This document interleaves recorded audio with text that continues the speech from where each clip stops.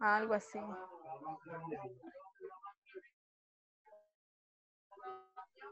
A ver, muchachos, ¿cómo están? Buen día. ¿Me escuchan? ¿Me pueden ver? ¿Se ve mi hermoso rostro? Escucha, dice profesor. Hola, profe. Hola, ¿cómo estás, Cholo? Hola, hola. ¿Qué es tu vida? Pues justo una semana antes, bueno, días antes del examen, he estado en emergencia, ¿no? Y ya, pues, me quedé sin- Oh, sí, imagínate, yo también sin la pre me siento mísero.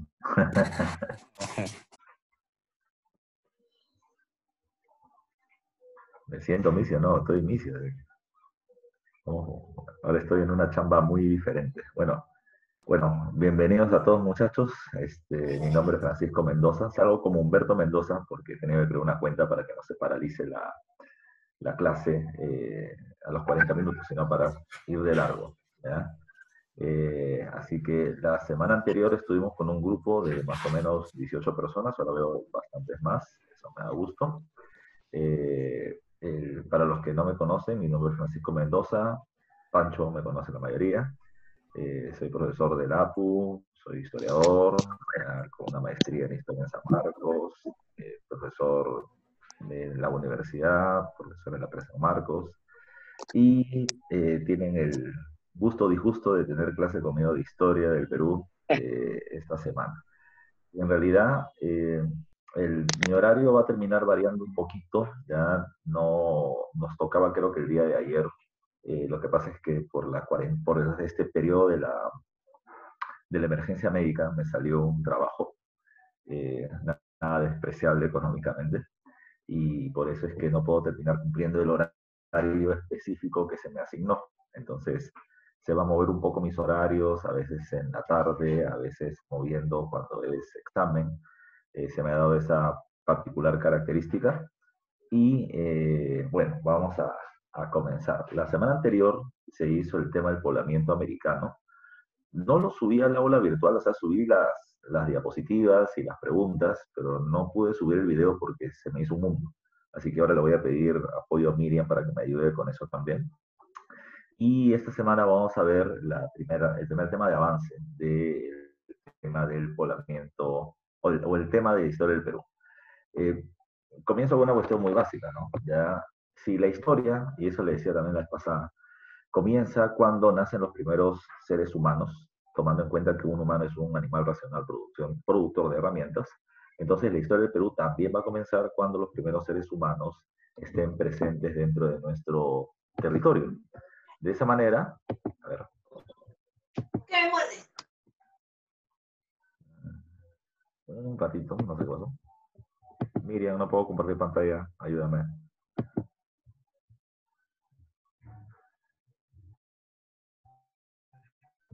Ya está, profesor. Ya, chévere, gracias.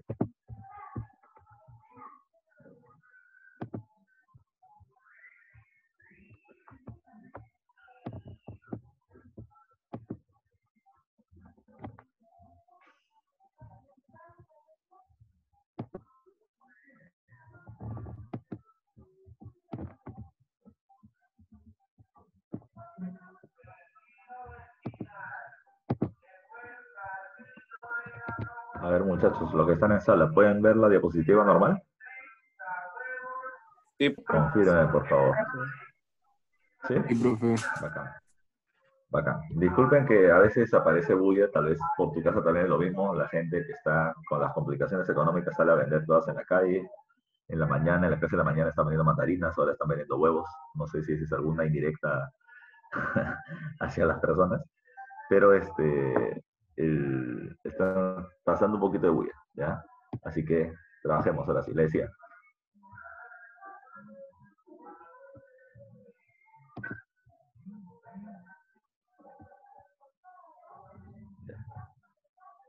Miriam, hay dos personas en sala. ¿Cómo hacemos? ¿Los ves tú? ¿Los veo yo? Profesor, cédame el hospedador nuevamente. Zairi, ¿cierto? ¿Cómo? Cédame el hospedador. El hospedador. Ya. ¿No te di a ti la potestad de moverlo?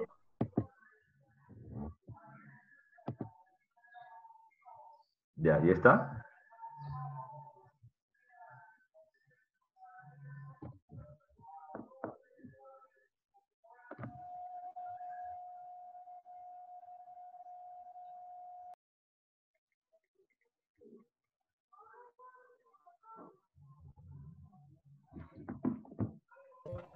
Ya. Empiece. Está perfecto. Ya, bacán. Bueno, retomo. Entonces le decía, la historia del Perú comienza ¿ya? Desde el momento en que los primeros seres humanos van a estar dentro de nuestro territorio. Y esto va a terminar siendo parte del proceso del poblamiento americano que la vez pasada veníamos comentando. Un pequeño resumen, ya para poder estar acorde con la gente que recién se está conectando al avance. Recuerden que las teorías del poblamiento americano se basan en un elemento básico, que es la inmigración. ¿Ya? O sea, América no terminó teniendo pobladores que hayan nacido o hayan evolucionado dentro de este espacio, que en algún momento Mellino lo terminó planteando, pero fue descartado. Entonces se generan dos teorías, la teoría del inmigracionismo monorracial o monogenético, que plantea de que existe una sola ruta de acceso a América, de Asia a América, mediante el estrecho de Bering, ¿ya? Que es lo que planteaba Alex Herdlicka con su teoría asiática, y la otra terminaba siendo la teoría migracionista polirracial, que mencionaba que habían varias rutas y varias razas que accedieron a este continente. Recuerden que la teoría inmigracionista va a ser defendida primero por parte, inmigracionista polirracial va a ser defendida por parte de Paul Rivet, que mencionaba que desde Polinesia y Melanesia, pobladores a través de embarcaciones cruzaron el Pacífico y llegaron a América. Sus pruebas eran más de carácter cultural, uso común de hamaca, uso común de cerbatanas, de mosquiteros, de zumbadores o de palabras en común, que luego ya un danés llamado Thor Heyerdahl quiso demostrar a través de esta travesía por el Océano Pacífico, pero terminó fallando por completo. De tal manera que la teoría, de tal manera que Thor Heyerdahl, al observar de que habían características en común entre los continentes, hizo el viaje de manera inversa de América a Oceanía a través de la expedición Kon-Tiki, y eso terminó dejando de lado una migración oceánica a América, y más terminó dejando sentado de que fueron los americanos quienes llegaron a Oceanía, no para poblarla, pero sí para terminar difundiendo algunos elementos culturales. Por otro lado, tienes la teoría australiana de Méndez Correa, que planteaba que el hombre pudo haber llegado de Asia, de Oceanía, pero también desde Australia a través de embarcaciones, cruzando por la zona del Polo Sur y luego llegando hasta el sur de Sudamérica, Patagonia y Tierra del Fuego.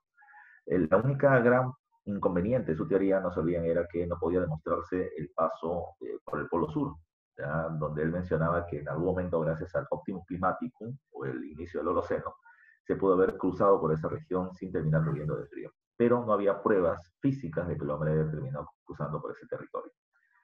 Tras esto, hay una última teoría que es la teoría noratlántica, ya que mencionaba de que gracias a la glaciación de Burn, o Wisconsin como la conocemos nosotros para Norteamérica, se generaron el avance de los casquetes del Polo Norte hacia el Trópico de Cáncer, que tras de embarcaciones se pudo haber cruzado hasta llegar a Norteamérica. Puntas de lanza semejantes entre España y Francia, ya el estilo solutrense de producción de herramientas, mencionaban ellos que era muy semejante a la punta de lanza de Clovis en Norteamérica, de tal manera que él mencionaba de que había algunas condiciones en común. Pero sin duda la teoría más obvia es la teoría asiática. No exactamente la que dijo Herdlicka.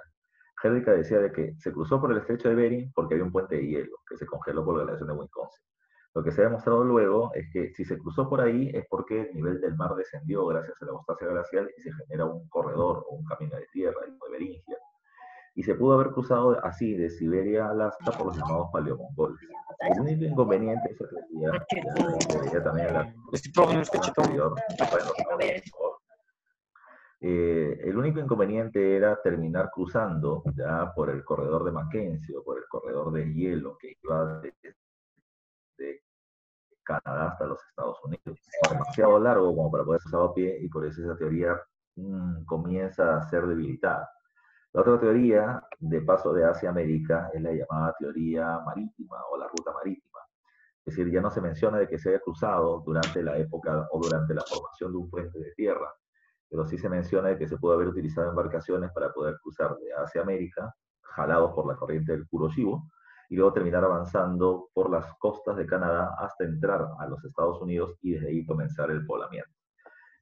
Técnicamente, la teoría asiática, se lo mencionaba en el PowerPoint anterior, es la más válida. Es el 98% de la carga genética de la población nativa americana, ya desde los indios chiroques en Norteamérica hasta los aymaras en el territorio de América del Sur, pasando por los guaraníes y demás, todos tienen la misma carga genética, ¿ya? Salvo el hombre Petra forada, de características más negroides en la zona del Brasil. Pero la teoría más válida acerca del poblamiento americano, haciendo un resumen, es que llegan a América los grupos humanos en condiciones culturales del Paleolítico superior, cosa que ha sido pregunta de examen de admisión. Bandas nómadas de Homo sapiens, con una economía depredadora, ingresan ya y van habitando diferentes partes del territorio de norte a sur. Dentro de ese proceso, se llega al territorio peruano. Ahora, cuando se llega al territorio peruano, comienza nuestra historia. Si lo ponemos desde el punto de vista de las teorías de Marx, ya de la teoría marxista, recuerden que la primera etapa de la historia del Perú se le conoce con el nombre de la comunidad primitiva, ¿ya? ¿Qué significa la palabra comunidad primitiva? Comunidad hace referencia a un grupo de seres humanos. Y la palabra primitivo hace referencia a primero. Entonces, comunidad primitiva significa los primeros grupos humanos dentro del territorio peruano, ¿ya? Esa es la comunidad primitiva.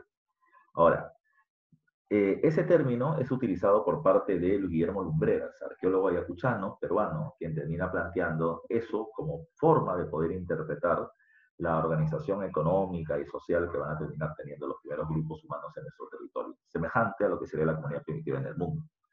Pero un arqueólogo que es bastante conocido, ya que vamos a ir trabajando, llamado John Rowe, terminaba mencionando que se puede hablar del desarrollo cultural de un pueblo a partir de la producción de su cerámica, ¿ya? Es decir, mientras que un pueblo tenga cerámica, se puede terminar observando su tipo de organización social, laboral, económica, productiva. La cerámica es la muestra del desarrollo de una sociedad en alta cultura. Pero si no tienen cerámica, entonces él llamaba a toda esta etapa previa a la producción de cerámica con el nombre de precerámico. Por eso es que en el título precisamente de esta clase lo que estamos poniendo es esas dos formas de poder identificarlo. Ese periodo lo podemos llamar con el nombre del periodo de la comunidad primitiva o también llamado con el nombre del periodo precerámico. Así que en base a esa introducción de por qué los nombres, ahora nos pasamos a ver las etapas de desarrollo de ese periodo. A ver, las diapositivas estoy poniendo poquitas, ya estoy poniendo creo que 5 o 6, pero están cargadas de información, ¿ya? O sea, ustedes ya son más academia, o sea, ustedes son academia, entonces el objetivo es terminar teniendo datos concretos, ya concretos, y que les terminen siendo muy útiles. El periodo de la comunidad primitiva, como lo termina llamando Lumbreras, lo termina dividiendo en dos momentos. Uno es el que está acá, en la parte superior de azul, que termina siendo el periodo lítico, ¿ya? Ahí le estoy poniendo precisamente con puntero, el periodo lítico. Y la siguiente etapa termina siendo el periodo arcaico, ¿ya? Que se subdivide en dos etapas, el arcaico inferior, como está ahí en esta diapositiva, y el arcaico superior, como está en esta. Es precisamente lo que vamos a ir trabajando en el avance de la clase. Entonces regresemos a la primera etapa. El lítico, ¿ya? El lítico. Lo primero que le estoy planteando por acá, ¿ya? Es que en el periodo lítico esto es semejante, ¿ya? Semejante al paleolítico superior de la historia universal. Tomando en cuenta, ¿ya? De que eso lo van a ver también con el profe Yucra, ¿ya? Recuerden ustedes lo siguiente. El periodo lítico es semejante al paleolítico superior de la historia universal. ¿Qué pasa en el paleolítico, en la historia universal? Los grupos humanos están organizados en bandas, ¿ya? No se olviden de eso. ¿Qué son las bandas? Las bandas terminan siendo grupos numéricamente reducidos de seres humanos. ¿Por qué terminan siendo pocos? ¿Ya? Mira, durante el Paleolítico en la historia universal, las bandas pasan de una población de 6 personas y van avanzando hasta el Paleolítico superior, hasta un grupo de más o menos 30. ¿Por qué terminan siendo tan pocos? Porque las tecnologías o la tecnología, las herramientas que ellos tienen terminan siendo muy limitadas. Entonces, la consecución de alimentos termina siendo muy reducida. Por eso es que al haber poca comida, poca gente debe haber. Ahora, ¿qué significa que sean nómadas? ¿Ya? ¿Qué significa que sean nómadas? Recuerden que la palabra nómada significa de que ellos no tienen un lugar fijo de residencia. Van a terminar migrando de manera permanente para poder conseguir alimentos. Pero ya veremos en un rato qué significa eso de terminar migrando permanentemente. Lo tercero es que ellos tienen una economía donde no producen alimentos. Ellos vienen teniendo una economía de carácter depredadora. Cazan, pescan y recolectan como actividades para poder conseguir sus alimentos, pero ellos no cultivan, ellos no crían animales, ellos todavía no hacen eso, solamente toman de la naturaleza los recursos que necesitan para poder vivir. Ahora, ese periodo lítico se subdivide a su vez en dos grandes etapas. Una época termina siendo el periodo lítico inferior y luego termina siendo el periodo lítico superior. ¿Por qué se lo pongo entre comillas? ¿Ya? Se lo pongo entre comillas porque no existe o ya no se usa esos términos, inferior o superior. ¿Ya? Pero si no se utiliza, hay dos preguntas que debo hacerle. ¿Para qué lo pones tú? Y segundo, ¿me va a venir en el examen? Bueno, en un examen de admisión sí se ha utilizado un término parecido. Se terminó mencionando que durante la primera etapa del periodo lítico, entonces, si hablamos de la primera etapa del periodo lítico, una forma de nosotros poder aprender esa información es utilizar este término, ¿ya? ¿Por qué? Si te das cuenta arriba, ¿ya? El periodo lítico tiene 6.000 años de historia, ¿ya? Si tenemos 6.000 años de historia, vamos a terminar encontrando algunos cambios. Y por eso es que prefiero subdividirlo en dos grandes momentos. En los primeros pobladores del lítico, ¿ya? Y en los segundos, y en una segunda etapa con un cambio climático muy fuerte. Cuando los primeros grupos humanos llegan al territorio peruano, esos primeros grupos humanos van a terminar siendo los que viven en la época del lítico inferior. Por eso dice acá, es la muestra más antigua de presencia humana dentro del territorio peruano. ¿Ya? ¿Por qué? Porque son las muestras más antiguas de presencia en esta región. ¿Qué significa? De ellos, no se olvide, de ellos no hay restos óseos, ¿ya? De ellos no se han encontrado, ya no se han encontrado huesitos. De ellos lo que se han terminado encontrando son solo herramientas líticas. Solamente se han terminado encontrando herramientas producidas por parte de seres humanos que sirvieron para poder moler, golpear, cortar, perforar. Pero hubo un trabajo humano, hay un tallado visible precisamente de estas herramientas, hay una producción de esa herramienta y esa producción consciente tiene que haber sido humana. Si bien no hay huesos, hay muestra clara de presencia a través de la producción de sus herramientas. Ahora, en esta primera etapa hay una cuestión que también es importante. Dice acá, ellos terminan siendo cazadores. Claro que son cazadores porque no te olvides que la economía termina siendo de carácter depredatoria. ¿Ya? No se olviden de ese dato. ¿Ya? Como le dije hace un rato, si tienen una economía depredadora, entonces ellos realizan actividades como cazar, matar animales, pescar, ¿ya? Y recolectar frutos y vegetales. Ellos son cazadores indiferenciados. Esta es una de las palabras claves de la época, indiferenciados. ¿Qué significa la palabra indiferenciado? Recuerden que es su prefijo de negación, ¿ya? Ellos no hacen diferencia, no diferencian a sus presas. Si yo quiero comer carne, ¿qué es lo que hago? Saco mi lanza, termino encontrando en Junín un grupo de 300 venados, ¿ya? Y termino tirando la lanza. Al que le cae, me lo como. Así de simple, ¿ya? Así de simple. Profe, ¿y por qué tienen esa actitud? ¿Ya? Tienen esa actitud porque el grupo de pobladores es muy reducido, es una banda pequeña, y la cantidad de animales que ellos encuentran en el medio ambiente cuando llegan es muy grande. Entonces, somos poquitos y hay mucha comida. ¿De qué me preocupa? ¿Ya? No hay problema, comida siempre va a haber. No hay que terminar, digamos, alucinando tanto con el tema. Habrá que ponerse solamente en la condición actual. Mira tú, ya hay un montón de gente, y esperemos que varios de ustedes no se encuentren todavía en esa condición, pero hay un montón de gente a nivel nacional que ahora se encuentra en condiciones económicas pues deplorables, ¿no? ¿Ya? Antes trabajaban de manera informal, terminaban viviendo en el día a día, por ejemplo, ¿ya? Para poder conseguir comida, pero con la cuarentena, ¿cómo hacen para poder conseguir comida si no pueden trabajar? ¿Ya? Entonces, la gente, ¿qué es lo que va a hacer? Ahora desesperada sale a las calles a terminar trabajando en lo que sea, no importa si están infectados o pueden infectar a alguien. ¿Ya? Hay una desesperación de por medio. Cuando hay plata, la gente gasta, ¿ya? No hay problema, ¿ya? Es más, puede ahorrar, pero no está pensando tanto en que va a venir una situación económica o climática tan calamitosa como lo que nos ha sucedido. Pero en este caso es lo mismo. Cuando ellos llegan, encuentran una megafauna. ¿Qué significa eso? Que existe una gran cantidad de vegetación, una gran cantidad de animales, y por lo tanto los grupos humanos pueden conseguir comida en ese medio ambiente. ¿Ya? Le es muy beneficioso. ¿Ya? Entonces, por eso no diferencia empresas, porque hay muchos recursos para poder conseguir. ¿Ya? Primer punto. Ahora dice, aún encuentran un gran número de animales, eso precisamente es lo que hace referencia a la megafauna. Lo otro, hay que ir diferenciando, eso muy bien, ya las condiciones medioambientales. No nos vayamos a la época del Lítico, no nos vamos a ir 12.000 o 10.000 años atrás en el pasado. Vamos a ver solamente el Perú actual. Quien haya tenido la oportunidad alguna vez de viajar fuera de Lima, ya se va a dar cuenta de que no es lo mismo, ya no es lo mismo la costa que la sierra. La costa, si alguna vez ustedes han ido por bus o por autobús o por avión, hacia, no sé, hacia Ancash, hacia Trujillo, Chiclayo, Piura, o hacia el sur, hacia Ica, Arequipa, Moquegua, se han dado cuenta que el paisaje termina siendo tierra, tierra, tierra, tierra, y por ahí terminas encontrando una hacienda, una chacra, ¿ya? Y demás. El territorio de la costa, no se olviden, en la actualidad es un territorio semi-árido, ¿ya? Es principalmente desértico, pero con algunos ríos que cruzan la región y terminan teniendo puntos de vegetación.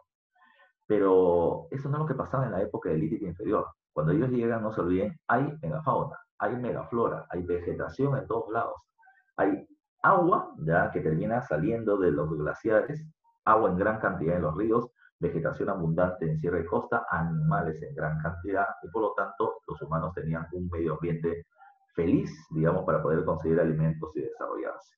Pero esto va a ir variando con el tiempo. Me dice acá, se produce un desarrollo de la cacería, ¿ya? En la sierra principalmente, y en la costa se muestra el consumo de recursos ligados al mar, como pejerreyes y pelícanos y demás. ¿Por qué? Por una cuestión bien simple. Estoy en la costa, estoy en el litoral, lo que abunda son los peces, son los mariscos, son aves precisamente costeñas, que por ejemplo ustedes han visto por ese tema de la pandemia cómo es que la zona de, no sé, la Herradura, que siempre está llena de gente contaminada, ahora tiene fauna marina, en gran cantidad. Esto es lo que sucedía precisamente en este periodo. Ahora, en esta época del Lítico inferior hay algunos restos que hay que analizar. Este cuadro vamos a terminar retornando. Vámonos al cuadro de los restos. ¿Ya? A ver, para cuestiones prácticas ya de examen de admisión, lo que tenemos que saber es principalmente esos 5 restos que están ahí. ¿Ya? Entonces vamos a terminar utilizándolos. Tenemos el caso de Piquimachay. Ahí hay que tener mucho cuidado, yo siempre explico esto, sobre todo para chicos de nivel academia, que, a ver, hay academias, hay profesores que terminan mencionando que los restos líticos de presencia humana más antigua del Perú le pertenecen al guitarrero 1, ¿ya? La pregunta es, profe, ¿eso es correcto o incorrecto? No me voy a ir a ese punto, lo que yo voy a dar es otra respuesta. Miren ustedes, San Marcos, y te lo digo porque algunos conocen que yo trabajo en la pre y en la universidad, en la pre de San Marcos se terminó tomando una determinación bien clara. En el caso del guitarrero, hay restos que supuestamente vienen teniendo 13.500 años antes de Cristo, herramientas líticas, que algunos arqueólogos lo aceptan como cierto y otros arqueólogos lo rechazan. Entonces, como hay un debate ya con respecto a ese mismo tema, lo que se determinó es que mientras que este debate no se resuelva, guitarrero es dejado de lado en el momento de hacer una pregunta. Recuerden que las preguntas de examen de admisión son objetivas, son indudables, tienen una clave, no pueden tener dos. Y por eso es que se descarta guitarrero y nos quedamos solamente con un resto, Piquimachay 1. ¿Qué es Piquimachay? Piquimachay es una cueva ubicada en Ayacucho que la investiga un arqueólogo norteamericano llamado Richard McNeish. La cueva de Piquimachay, en ella se van a terminar haciendo excavaciones. Y cada uno de estos niveles de excavación o niveles estratigráficos, mientras más profundo se excave, se supone que tú estás retrocediendo más en el tiempo. ¿Por qué para los arqueólogos era importante terminar encontrando cuevas? Porque recuerden que estamos en la época del Lítico. Recuerden que este es como el paleolítico de la historia universal. Y recuerden que en esa época hay clima pleistocénico. Frío. Mucho frío. Si hay mucho frío, la gente buscaba un abrigo donde poder sobrevivir. Y en la sierra, donde hacía más frío todavía, las cuevas eran el mejor lugar.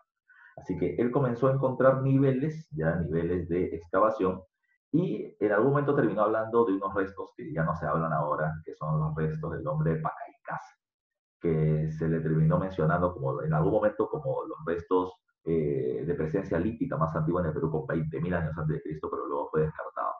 Luego se terminó quedando con un resto que es este de acá, que es el resto de Piquimachay 1, o Ayacucho fase 1, también se le llama así.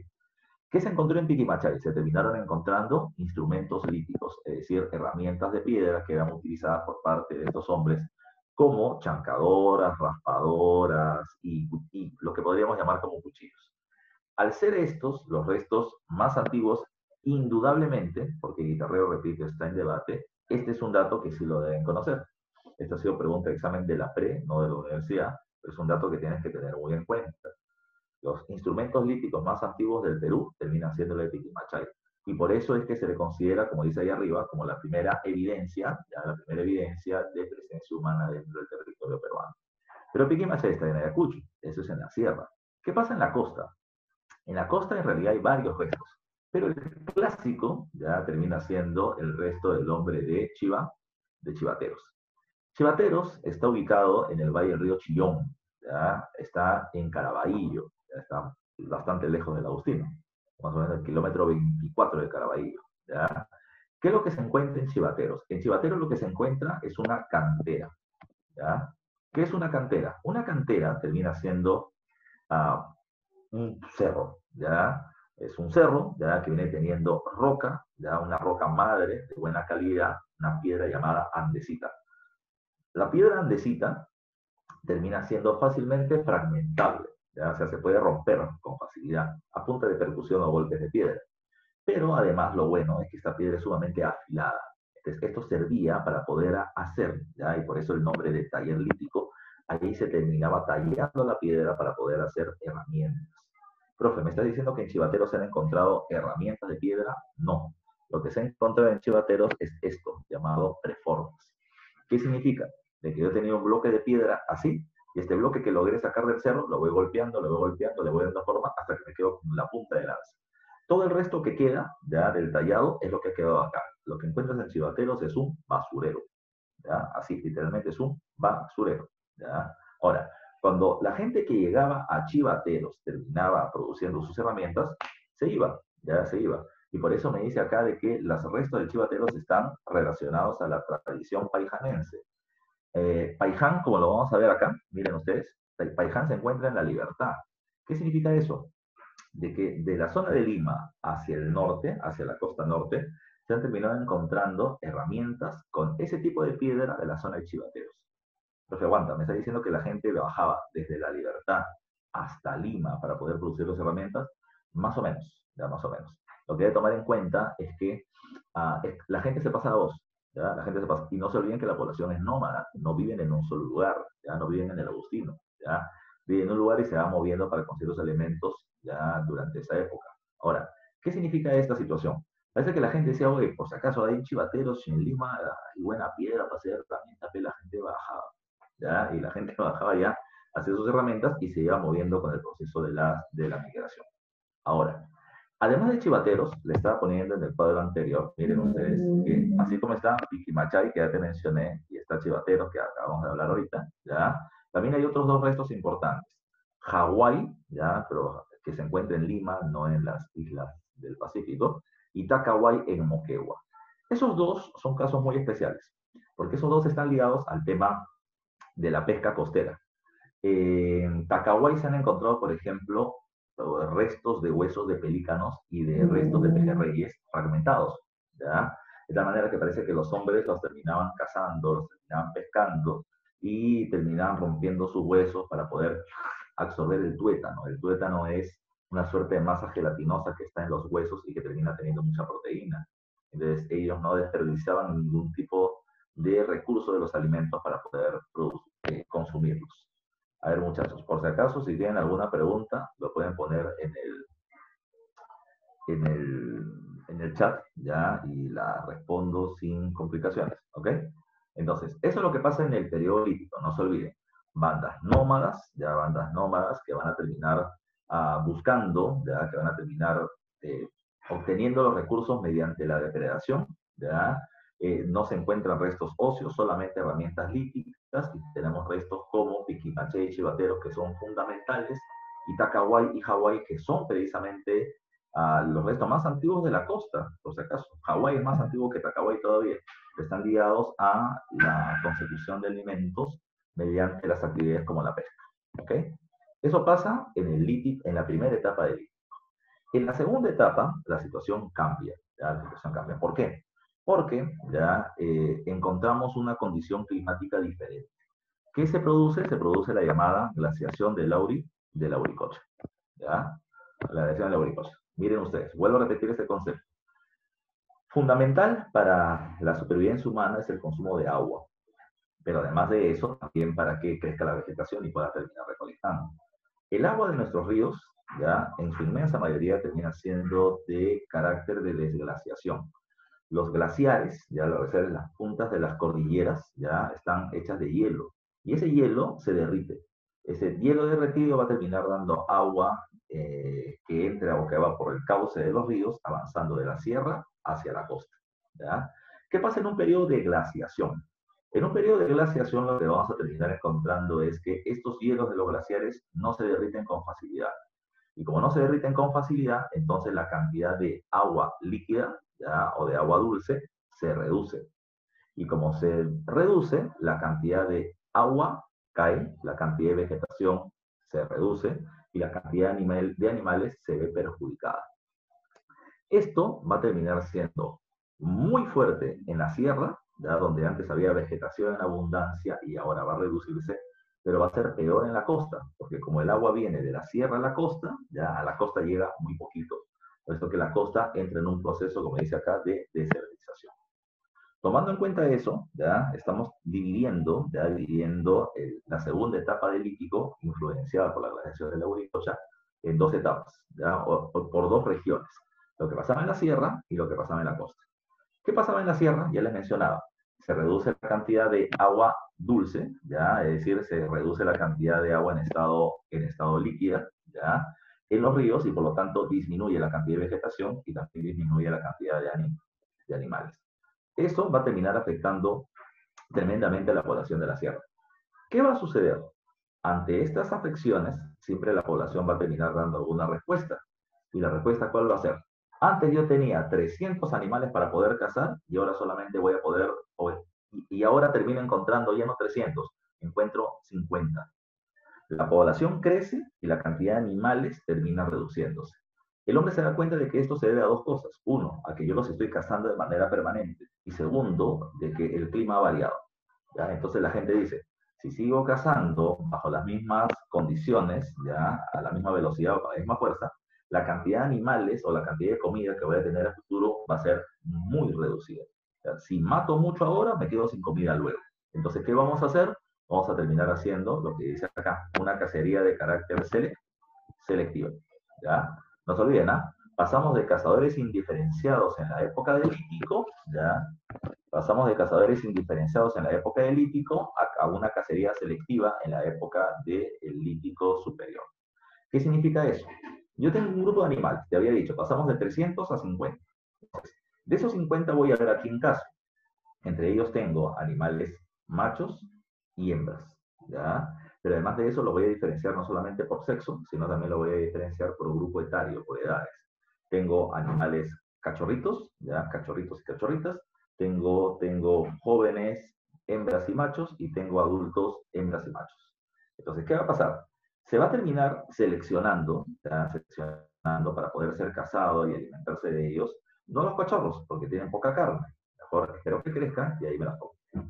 El segundo termina siendo que no voy a matar a los jóvenes, porque los jóvenes están en plena época de reproducción sexual y son los que van a producir comida para mi futuro. Entonces, mejor porque no choco.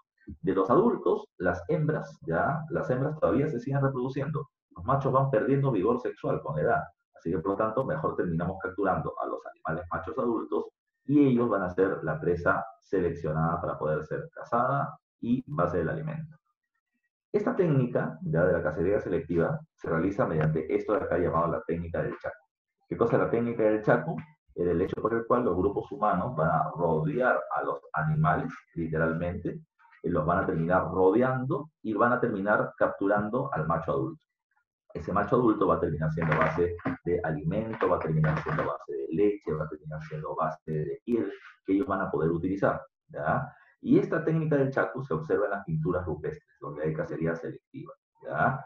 Esto, además, se encuentra con un par de restos, los restos del hombre de Toquepala y los restos del hombre de Lauricocha. Por ahí están haciendo alguna pregunta, a ver, que me ponen en el chat. Me dice, ¿base de leche? Sí, no te emociones, Julio. Sí, recuerden, hay leche de cabra, por ejemplo, ya hay queso de cabra, ya, así que Julio está muy emocionado, creo que la cuarentena lo tiene así. A ver, miren ustedes, ya miren ustedes. Los restos más importantes de esta época del Lítico, ya en la sierra, terminan siendo los restos del hombre de Toquepala y Lauricocha. Entonces, vamos a ver el caso. Mira, acá vamos a tener el cuadro que hace un rato les mostraba, ¿ya? Tenemos a Toquepala, ¿ya? A Toquepala y tenemos a Lauricocha.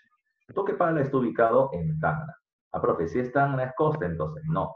Recuerden que Tacna también tiene sierra. En la zona de la sierra de Tacna, frontera con Moquegua, encontramos los restos de Toquepala. ¿Qué se encontró en Toquepala? En Toquepala se ha terminado encontrando, uno, instrumentos líticos, es decir, herramientas hechas de piedra, y se han encontrado pinturas rupestres. Lo que no se encontró en Toquepala, no se ha encontrado, por eso en este cuadro, son restos óseos humanos. En la Cueva del Diablo, así se le llama en Toquepala, se terminaron encontrando las pinturas rupestres más antiguas que hasta este momento se tienen con escenas de cacería. Pero ¿qué es lo que se encontró? Esto fue lo que se encontró, ¿ya? En la zona de Toquepala encontramos esta pintura rupestre, ¿ya? Esta pintura rupestre. Miren ustedes, acá tenemos humanos, ¿ya? Humano acá, terminamos encontrando humano acá, que está persiguiendo a los animales para cazarlo, otro humano por acá. Y encontramos animales que, si te das cuenta, unos están en posición vertical, como como si estuviera corriendo, este acá también, ¿ya? Este de acá también, este de acá también, ¿ya? Como este también. Pero hay otros que están como echados, como que este ya fue, a este lo terminaron matando.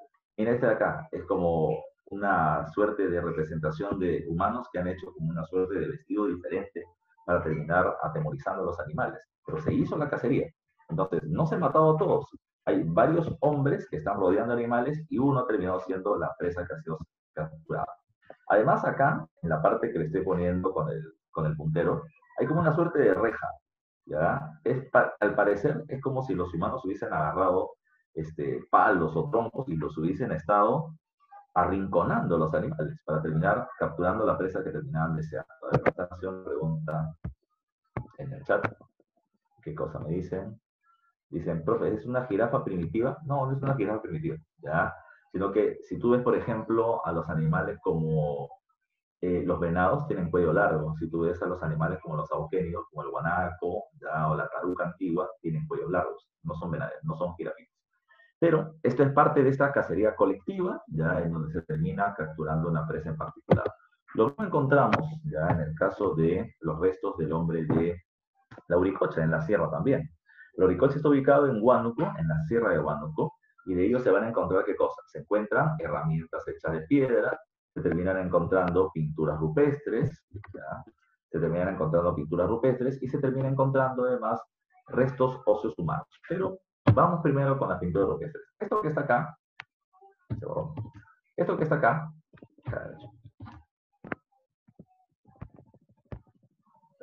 vamos a hacer el puntero.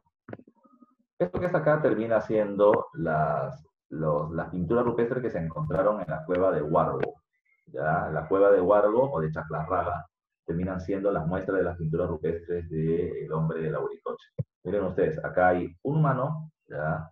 Acá en la otra punta, otro humano, y en el camino hay una serie de animales. ¿Qué han hecho ellos? Están rodeando a los animales. Y te das cuenta, mire este que está acá.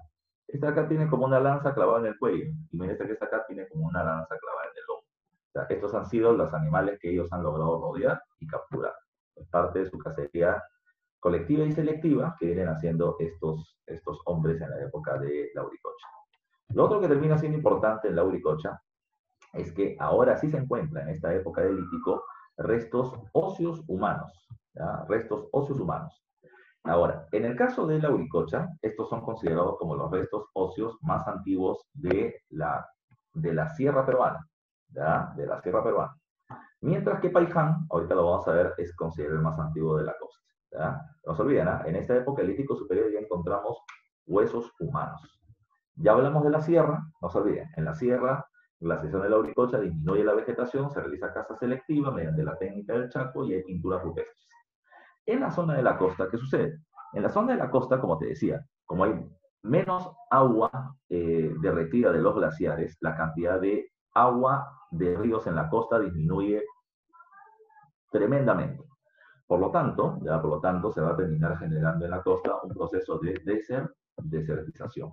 Hay cada vez menos agua, mucha menor cantidad de vegetación y mucha menor cantidad de animales. ¿Qué pasa?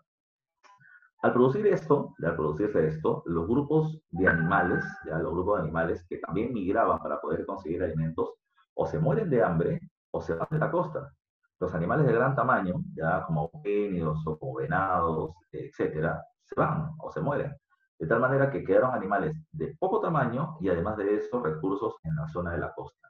Los humanos que se quedaron van a tener que conseguir recursos precisamente de ese medio ambiente. Acá dice, del mar, a través de la pesca, del valle. ¿Saben qué es un valle, no? No solo que el valle termina siendo, ya, si este es el río, recuerden que las laderas del río, ya, que están fertilizadas naturalmente por las aguas y nutrientes que se trae, se le conoce con el nombre de valle.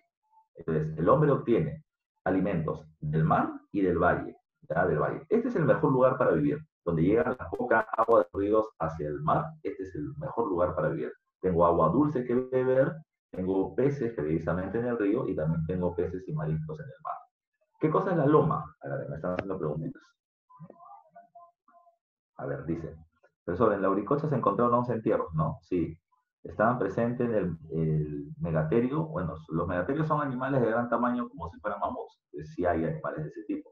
Sí, entonces esto lo vamos a ir resolviendo poquito a poco. Entonces dice, a ver, las lomas. ¿Qué son las lomas? Bueno, hay lomas en todas partes de la costa. Acá tenemos las lomas de Lúcumo, en la zona cerca de Udín. Tenemos las lomas de Mangomarca, tenemos las lomas de Caraballo, ¿ya? Las lomas terminan siendo como pequeñas montañas que se terminan encontrando en la costa y que van a terminar siendo humedecidas por las neblinas precisamente propias del territorio costero, del litoral.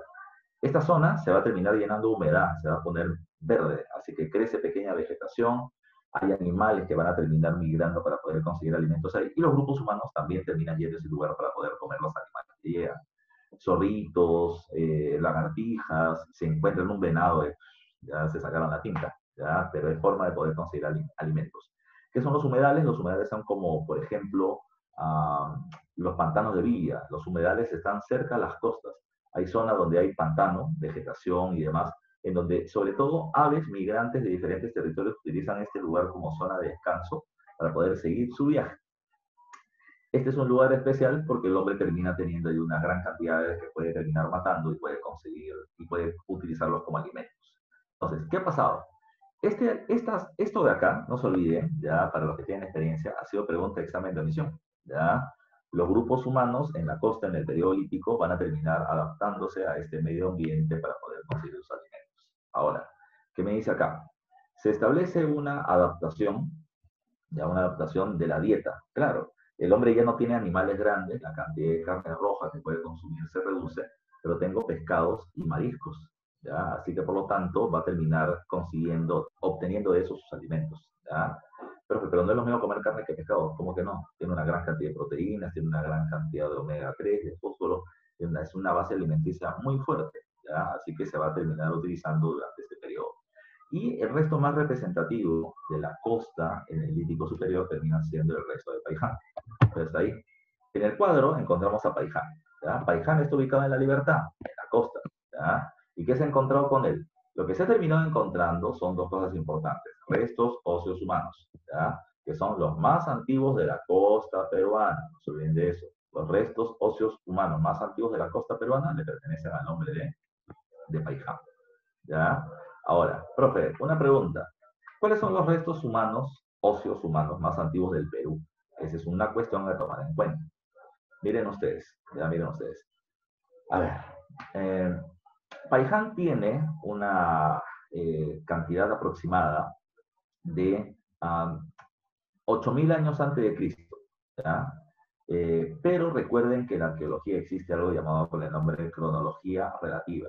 ¿Qué significa? De que puede tener más 500 años o menos 500 años. Digamos, en el caso más óptimo, Paiján podría tener 8.500 y en el caso peor podría tener 7.500 años antes de Cristo. Ese es el rango de edad que podría tener. La Uricocha tiene 7.500 años. Podría tener hasta 8.000 o 7.000. Entonces, por esa misma situación, es que se terminó estableciendo de que era mejor decir que Paiján es el más antiguo de la costa y la Uricocha es el más antiguo de la sierra. ¿Por qué? Porque si le ponemos la cifra más grande a la Uricocha, este pasa a tener 8.000, y si le ponemos la cifra más baja a Paiján, este pasa a tener 7.500. La Uricocha podría ser más antiguo. Como no hemos encontrado los huesos de estos humanos con su DNI en la boca, entonces no podemos saber qué edad tiene, cuándo era su cumpleaños para celebrar. ¿Ya? Ahora, la otra cuestión. Hace muchos años atrás, San Marcos, antes de que se hiciera esa diferenciación, San Marcos preguntó cuáles son las presencias más antiguas con restos óseos ya en el territorio peruano. Y la respuesta fue Paiján. La UNI también preguntó eso hace 4 años atrás aproximadamente, y hablaban de Paiján. Pero, para condiciones actuales, para San Marcos, exclusivamente para San Marcos, los restos óseos humanos más antiguos de la costa, Paiján, y para la sierra termina siendo la Uricocha. ¿Ya? Repito, si tú lo encuentras en una pregunta de academia, ¿cuál es más antiguo? Marcarás Paiján, pero no es una pregunta muy precisa. Lo otro que hay que tomar en cuenta en Paiján es esto, dice acá, se establecieron puntas de proyectil con pedúnculos que sirvieron como arpones, y eso es lo que le estoy poniendo acá.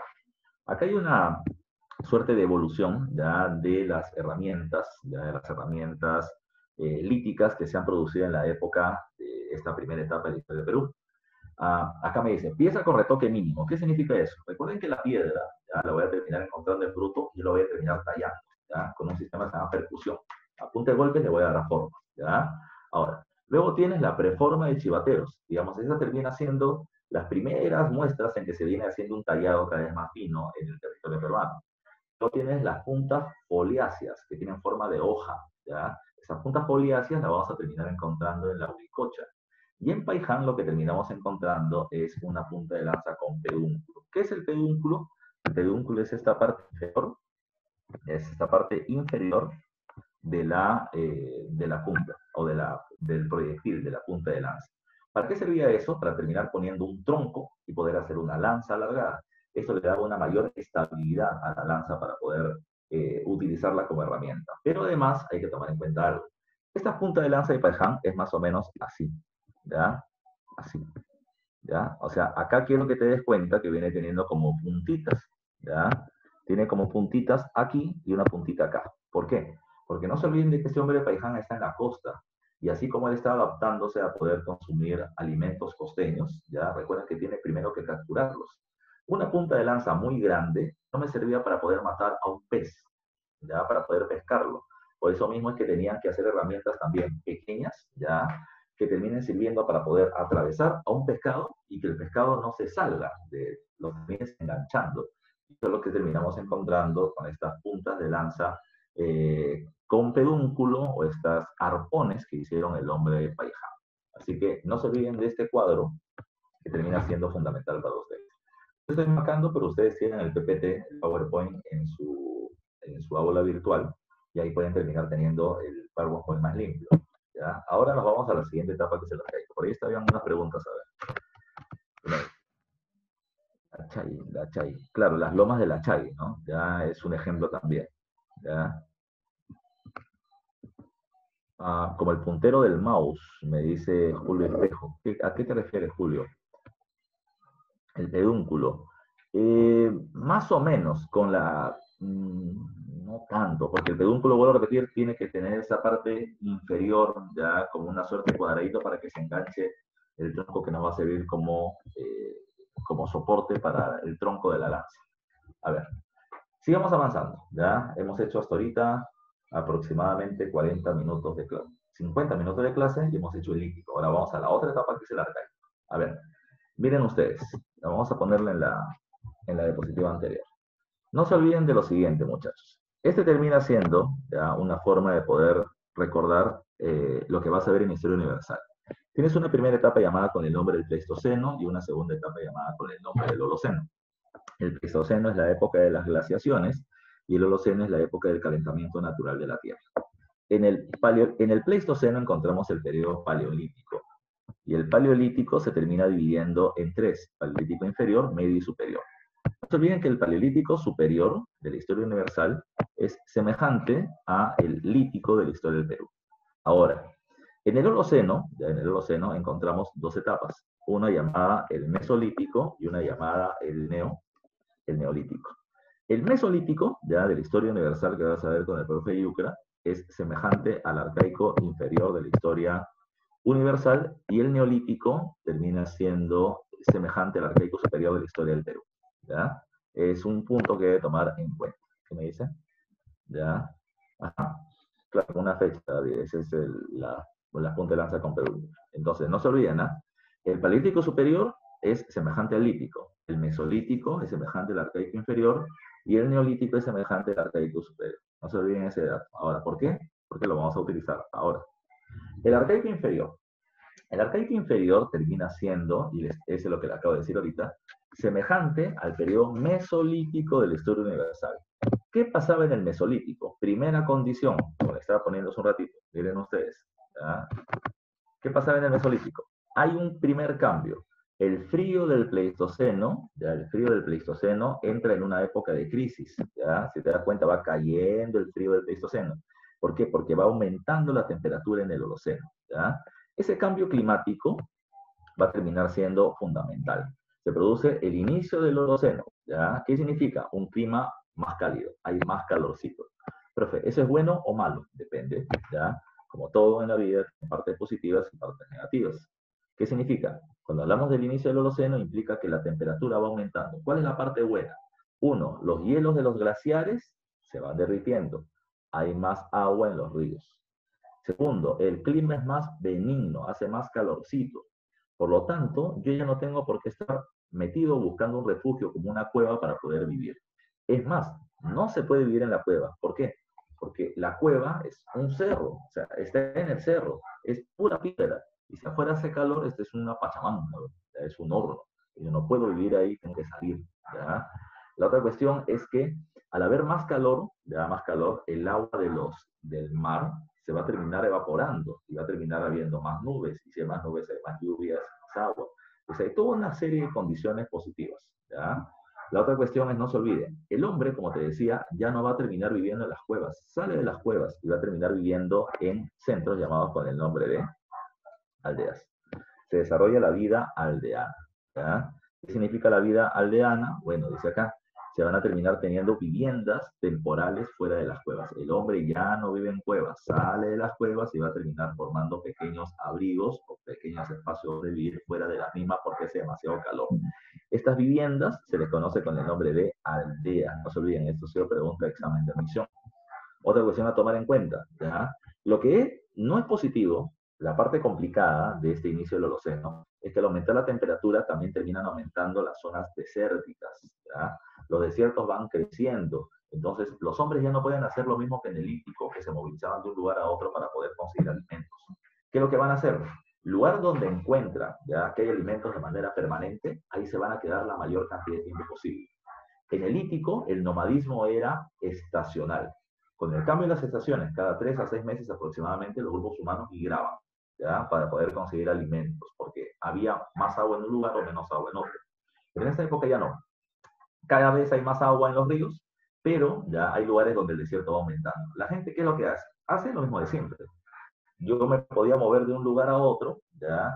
Y yo podía caminar 3 días hacia el norte, y yo sabía que caminando 3 días o 5 días iba a encontrar un lugar con mucha vegetación, cuando acá faltaba alimentos. Pero ahora se dan cuenta que no. Ahora se dan cuenta que mientras van avanzando, aumentan los desiertos. Yo conozco lugares que antes conocía. Entonces, ¿qué voy a hacer? ¿Qué hago? Me quedo en el lugar donde haya recursos para vivir. ¿Cuánto tiempo me voy a quedar ahí? No sé, hasta que la naturaleza me bote. Ese es un gran cambio, porque dejamos de ser nómadas y pasamos a ser semi-sedentarios. ¿Qué significa la palabra semi? Semi significa medio, casi. Entonces, los hombres ya no se mueven cada 3 a 6 meses. Los hombres se quedan a vivir en un territorio que haya recursos y me voy a quedar a vivir ahí la mayor cantidad de tiempo posible. ¿Ya? ¿Cuánto? 1 año, 3 años, 10 años, 50 años, o permanentemente, si la naturaleza no me bota. ¿Cuál es el mejor lugar para vivir? Si estás en la sierra, el mejor lugar para vivir es el lugar donde haya no un río, porque los ríos van cambiando su caudal por estaciones. Hay meses que hay más agua y otros que tienen menos.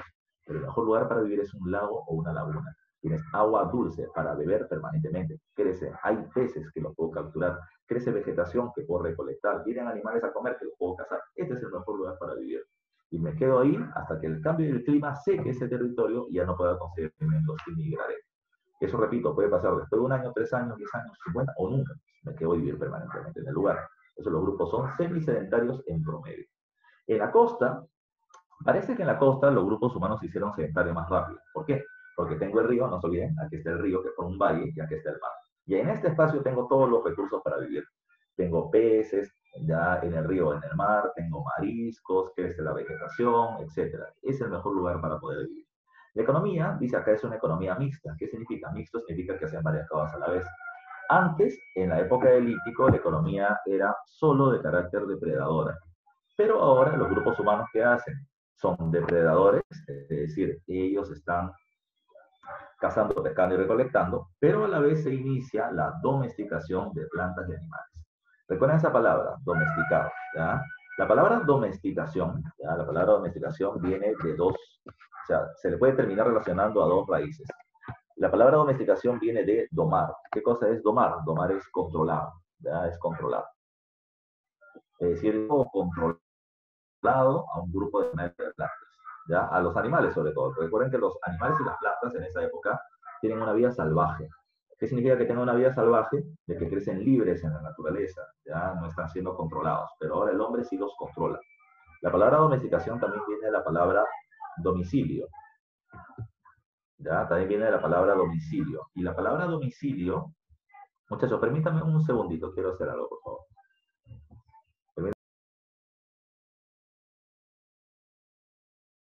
Se fue. ¿Pero qué ha pasado?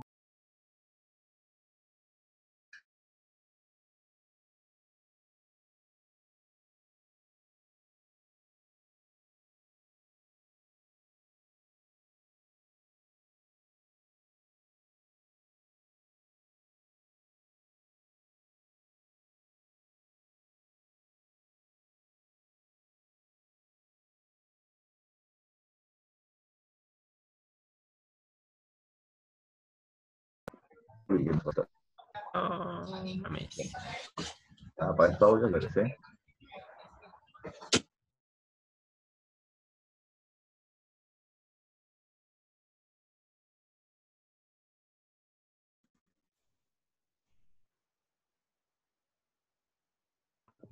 Ya. La explicación también viene de la palabra domicilio.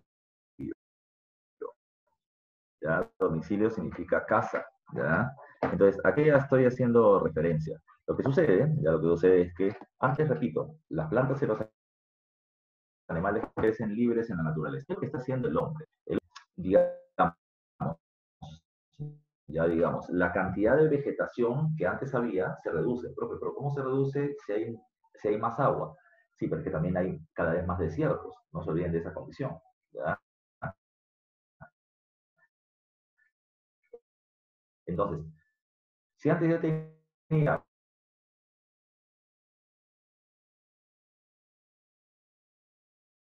600 árboles para poder conseguir alimentos, ahora tengo 3. Y lo que tengo que hacer es comenzar a ver cuáles son los frutos. Y si ese árbol tiene mejores frutos, entonces voy a ir agarrando esos frutos y los voy a comenzar a cultivar. Ese cultivo inicial se le conoce con el nombre de horticultura, ¿verdad? Ese cultivo inicial se le conoce con el nombre de horticultura. ¿Por qué se le conoce así? Pequeños espacios llamados huertos. De ahí viene el nombre de horticultura. ¿Qué es lo que hace el hombre? El hombre no solamente agarra una fruta que termina viendo, por ejemplo, que cayó en el suelo, ¿ya? Y vino la lluvia y terminó permitiendo el crecimiento de un árbol, sino que va a terminar viendo las mejores frutas y esas mejores frutas las va a terminar ahora cultivando. Lo que está haciendo es un experimento genético, está combinando. Cuando se da cuenta que no es la fruta la que está mira, sino las semillas, pues comienzan a combinar semillas de las mejores frutas, teniendo así cada vez una mayor especialización. El hombre le va a comenzar a echar más agua, le va a terminar poniendo un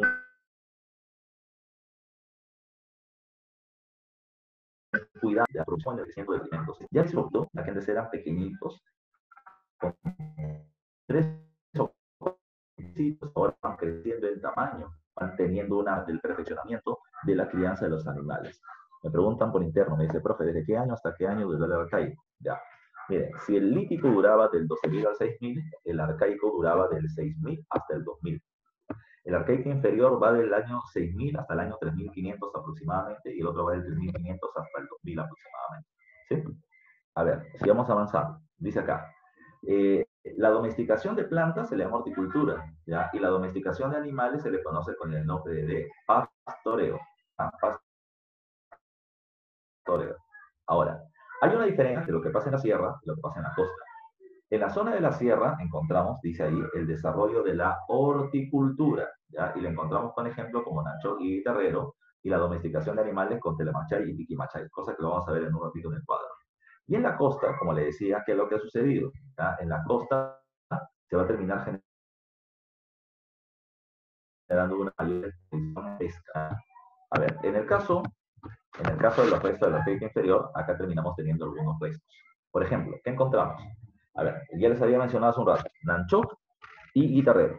Nanchoc y Guitarrero son de la sierra, el primero ubicado en Cajamarca, el segundo ubicado en Ancash.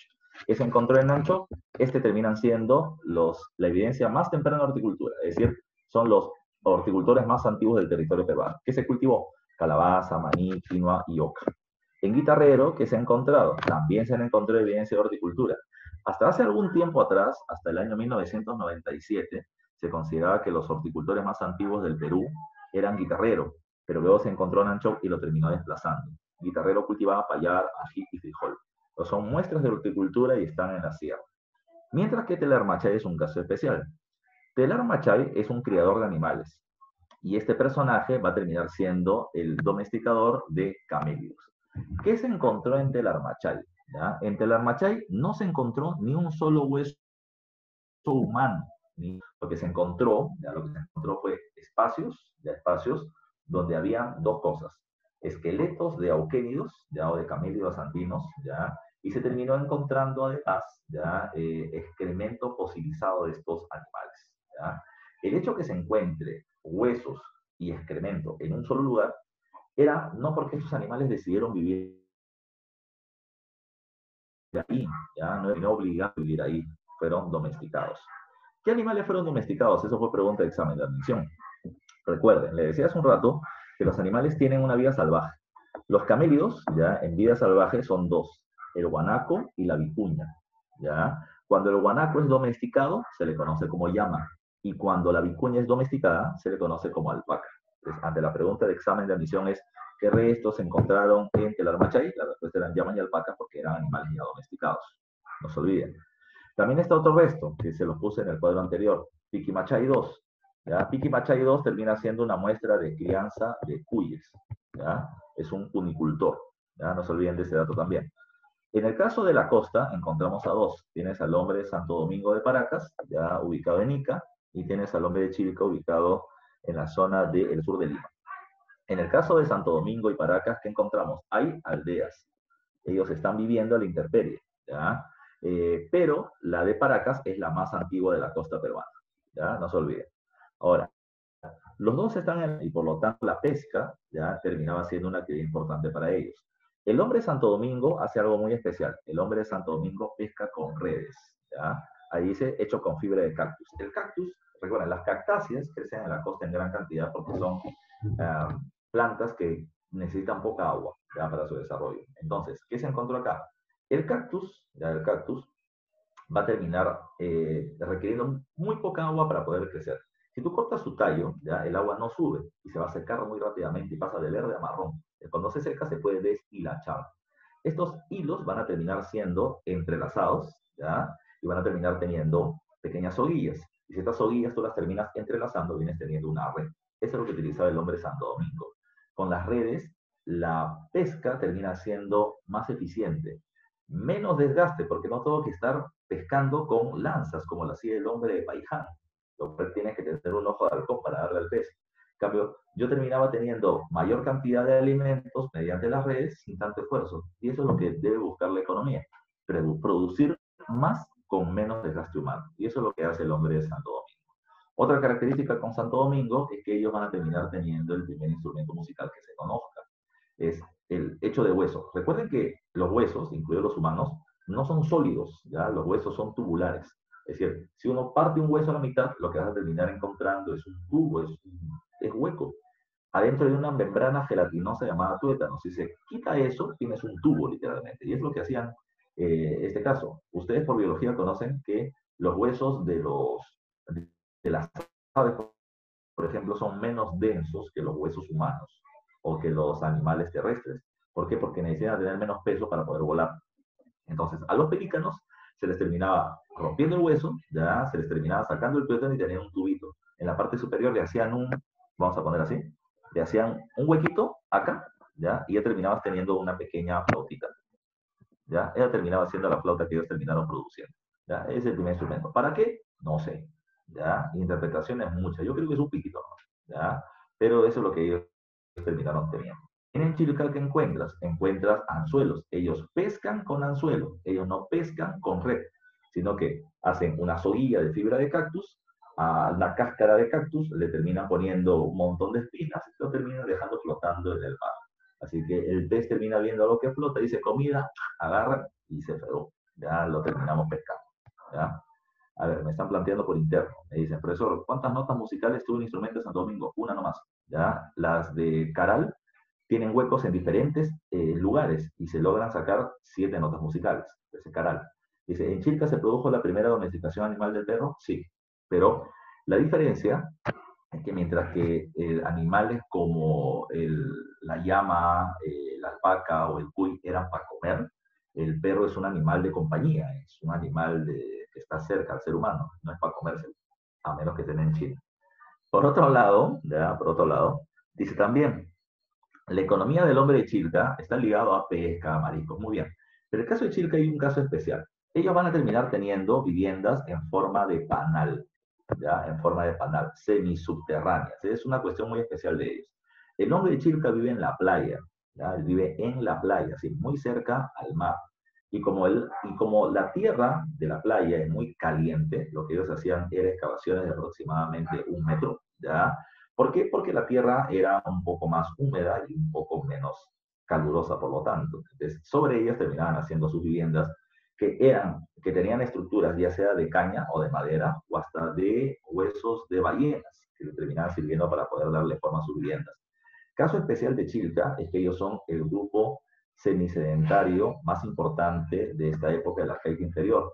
Se termina teniendo una supervivencia en el lugar de aproximadamente 50 años, ¿ya? En ese territorio hasta que luego terminaron migrando.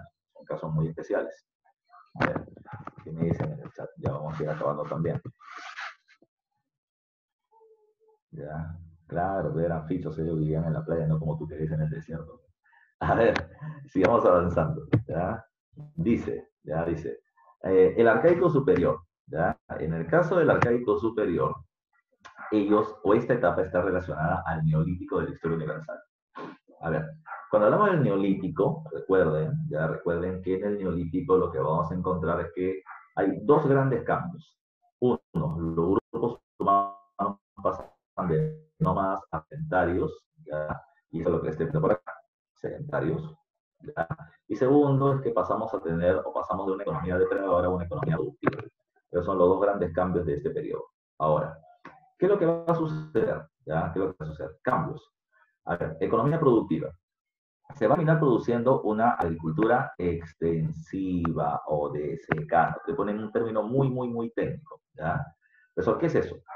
Ya veremos en la próxima diapositiva, en la próxima clase, ¿ya? Que se utiliza una tecnología llamada canal de regadío.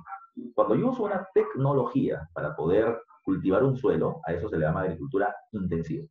¿Ya? No se olviden de eso. Ahora, ¿qué es lo que hacían los hombres del Arcaico Superior? Nada. Los hombres simplemente conocer mejor las semillas, lograron conocer qué tipo de plantas crecían en qué época del año y terminaban cultivando espacios más grandes, ¿ya? Pero dependían de la llegada del agua de los ríos o de la lluvia. Entonces, cuando el hombre no mete tecnología, pero cultiva más espacios, eso se le llama agricultura extensiva. ¿Por qué se le llama de secano? Por una cuestión bien simple. Cuando los ríos aumentan su caudal, ya van a terminar sobrepasando los límites del cauce. Repito, ¿qué es el cauce? El cauce es el lugar por donde pasa el agua del río.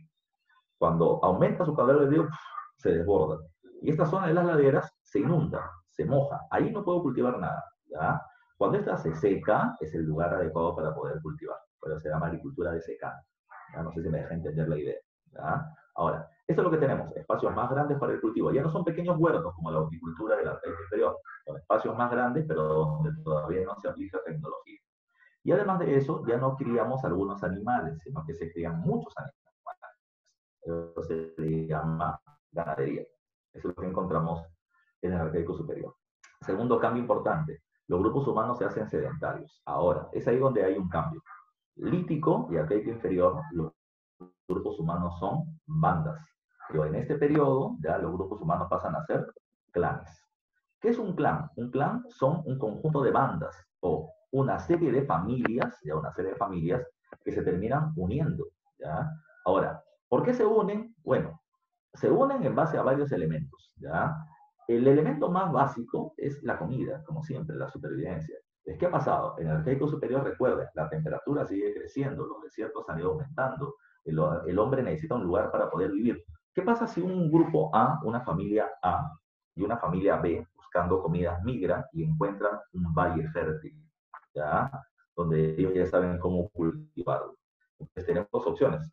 O el que llega primero se queda, o se pelean entre ellos, o deciden convivir. Pero para poder convivir yo tengo que buscar elementos de integración que eviten peleas a futuro. Entonces vamos a terminar generando mitos, leyendas, cuentos, tradiciones y elementos que permitan precisamente integrarnos, ¿ya? Entonces, ¿qué va a pasar? Esa unión de familias, poder banco, se unen a través de un tótem. ¿Qué es un tótem? Un tótem es un animal sagrado que la gente considera como su fundador, como su dios, etcétera, ¿ya? Por ejemplo, ¿qué pasa si un pueblo A ya migra y ellos adoran al cóndor? Y un pueblo B migra y también adoran al cóndor. Entonces van a decir, oye, tú adoras al cóndor, yo adoro al cóndor, somos hijos del cóndor, somos hermanos, que somos los cóndores, ¿ya? De tal manera de que bajo ese elemento nos podemos quedar a vivir acá, ¿ya? O por ejemplo, tú adoras al puma, yo adoro al puma, somos los puma o los poma. De ahí nacen apellidos como estos, ¿ya? O tú adoras al halcón, yo adoro al halcón, somos los guamán, ¿ya? De ahí vienen esos términos, guamán significa halcón, guamán, guamaní, ¿ya? Guamanzupa, guamancayo, son todos esos apellidos terminan siendo de ese tipo de migraciones, ¿ya? Por ahí creo que están vacilando, ¿ya? Por si acaso no estoy diciendo falsedades, de ahí viene todo eso, ¿ya? No, quispes sí son macholos, ¿ya? Los quispes, los vilca, etcétera, son todo eso parte de ese tipo de procesos, ¿ya? Ya están que me ponen sus apellidos y para vacilar sus amigos. Pero ya es parte de este proceso de migraciones y de uniones. Ahora, cuando se unen necesitan un líder, ¿ya? Y sus líderes van a ser el curaca. El curaca dirige la religión, dirige el culto organizado, organiza la mano de obra de la población. Todo eso. Se van diseñando sociedades cada vez más complejas por ese término de sedentarización que se viene realizando. Ahí viene otra cosa, la religión organizada. Ah, profe, recién religión, ya había antes. Desde el momento en que el hombre de Toquepal, el hombre de la Uricocha y el hombre de Paiján están haciendo entierros funerarios, y hay una creencia religiosa de una vida tras la muerte. Pero acá hablamos de otra cosa, religión organizada. ¿Cómo podemos saber que hay religión organizada? Porque hay un templo donde la gente se congrega a terminar adorando a alguien, a venerar a alguien, a pedirle algo a alguien. Eso es una religión organizada. Y si tú alguna vez has participado de un culto religioso, católico, cristiano, evangélico, satanista, luciferiano, lo que quieras, ¿ya? Siempre hay alguien que dirige el culto. Y eso es una religión organizada. Hay un líder religioso que se arroga la característica de ser representante del Dios intermediario de las fuerzas de la naturaleza que nos van a terminar ayudando a nuestro desarrollo. Y hay un grupo de feligreses al frente que cree, que acepta, que adora, que da tributos, que da diezmo, que da recursos, que da alimentos, que da sacrificios, para que esa fuerza de la naturaleza o dioses nos terminen ayudando. Hay templos, un espacio físico, ¿ya? Esos templos vienen teniendo presencia de culto al fuego. Perfecto, ¿cómo es eso? ¿Culto al fuego? Claro, antes se creía de que, bueno, los elementos de la naturaleza han sido siempre adorados. La tierra que se mueve, ¿ya? El sol que termina iluminando, ¿ya? El fuego que quema y que transforma. Son elementos que se terminan estableciendo. ¿Por qué se habla del culto al fuego? Porque aparece en todas las sociedades. Yo siempre menciono esto, ¿no? Recuerden que la imagen de Moisés subiendo al monte Sinaí para poder recibir los 10 mandamientos está ligado a zarza ardiente, un árbol que se quema, el fuego habla, el fuego se comunica con el sacerdote, con el intermediario. Es el argumento que él va a usar. ¿Por qué el fuego? Porque el fuego es transformador. termina transformando la materia en humo, y el humo se termina yendo a los cielos donde llegan los dioses. Son parte del discurso que se utiliza para justificar la dirección o el liderazgo de la sociedad por parte de una élite, que son estos sacerdotes. ¿Ya? A ver, ahí está. No, Loaiza no, que Loaiza es muy andino. ¿Ya? A ver, tradición, las tradiciones. Estamos diferenciando siempre entre lo que pasa en la sierra y en la costa. En el caso de la sierra, ¿ya? En el caso de la sierra, ¿ya? Me ponen acá, me dicen, la tradición serrana dice, ¿por qué se caracteriza en la arquitectura? Porque son templos rectangulares, ¿ya? Rectangulares, cuadrados, vamos a poner así, de 2 pisos, que tienen un piso acá y un piso por encima. Siempre tienen esos 2 niveles. En la costa son pirámides truncas. ¿Qué es una pirámide trunca? Una pirámide trunca es así, como una suerte de pirámide que no terminó culminando su construcción. Me salió mal el dibujito. Ya, vamos a borrar. ¿Ya? Una pirámide trunca termina siendo una base así, que es como las pirámides, pero que no terminan en puntita. Esa es una pirámide trunca. En cambio, estos, lo de la sierra, vienen teniendo edificaciones de 2 pisos. ¿Ya? Así que por lo general están pegados a un cerro. ¿Ya? Esas son las características en su construcción. A ver, ¿qué más hay que tomar en cuenta? ¿Ya? Claro, como un trapecio, pero como un trapecio en 3 dimensiones. ¿Ya? A ver, profe, el cóndor, la serpiente, ya, eso lo vamos a ver ahorita, ¿ya?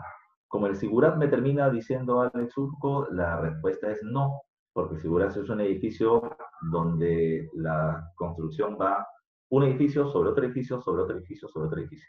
Esto estaba más utilizando la característica de las condiciones geográficas del ser, ¿ya?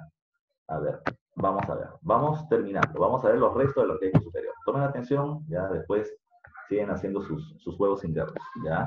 En el caso del arcaico superior, hay 3 restos que terminan siendo fundamentales, los que tienen que conocer. Hay muchos más, Huaycoto, Bandurria, Áspero, ¿ya? Y demás, pero estos son los básicos. Caral. En el caso de Caral, ya en el caso de Caral, me dice acá, Caral se caracteriza, ¿por qué? Porque es un centro ceremonial, el más antiguo de América, ¿ya? Ese es un caso importante. La señora Ruth Shadi, que es la que termina siendo la principal investigadora de Caral, recuerden a Ruth Shadi, ¿ya? Ruth Shadi terminó planteando, ¿ya?, de que Caral es la primera civilización de América. ¿Cuál es su argumento? Su argumento es que, ella planteaba de que Caral terminaba siendo un pueblo o un estado que terminaba teniendo a varios otros pueblos subordinados a ellos. Bandurria, Bichama, Vegeta, Áspero, Ventarrón, etc. Todos le terminaban dando recursos a ella, a Caral, que era el estado que manejaba. Ahora, todos estos pueblos, decía ella, tenían la misma arquitectura, venían teniendo o practicaban las mismas ceremonias, migraban hacia Caral para las grandes fiestas. Entonces ella mencionaba que como comparten una cultura en común, entonces lo podemos llamar como una civilización, ¿ya? Ese era su argumento. Ahora, de manera, digamos, más conservadora, podemos decir lo que está ahí en la diapositiva. Es un centro ceremonial el más antiguo de América. Es un complejo. Complejo significa que en un espacio de varias construcciones, de templos, plazas, construcciones a diferentes niveles, plataformas escalonadas como pirámides truncas, plazas hundidas, circulares, ¿ya? Vienen teniendo un montón de cosas que son parte de un complejo arquitectónico, ¿ya? En Caral tenemos, por ejemplo, pirámides acá, ¿ya?, en diferentes niveles, ¿ya?, pirámides truncas con una parte que culmina en una base superior, y además de eso tienes el anfiteatro con una plaza hundida, con una rampa precisamente de acceso. Es parte de una arquitectura muy compleja. Ahora, se considera Caral, ¿ya?, como una ciudad sagrada. ¿Por qué? Porque Caral no venía teniendo una muestra de que la gente viva permanentemente en ese lugar. Lo que tú encuentras es que en Caral la gente llega por temporadas. Yo siempre pongo un ejemplo, ¿ya? Un ejemplo, y es algo que no vamos a poder ver este año, termina siendo la fiesta del Señor de los Milagros. En octubre, ¿ya?, los devotos del Señor de los Milagros llegan en gran cantidad hacia su templo para terminar viendo la imagen, para terminar pidiendo un milagro, cosas por el estilo. Si tú vas en octubre, está atiborrado de gente, y más en las procesiones. Pero si vas en los meses como enero, febrero, hay gente sí, pero no tanta, ¿ya? Te digo que este año no se va a poder hacer porque no se pueden permitir aglomeraciones, pero es parte de lo que ellos se encontraban. En Caral parece que es lo mismo. Que habían temporadas específicas donde gente de diferentes lugares terminaba llegando, trayendo recursos, trayendo ofrendas, ¿ya? Se han encontrado ofrendas de diferentes regiones, como está ahí la anchoveta y el algodón, que son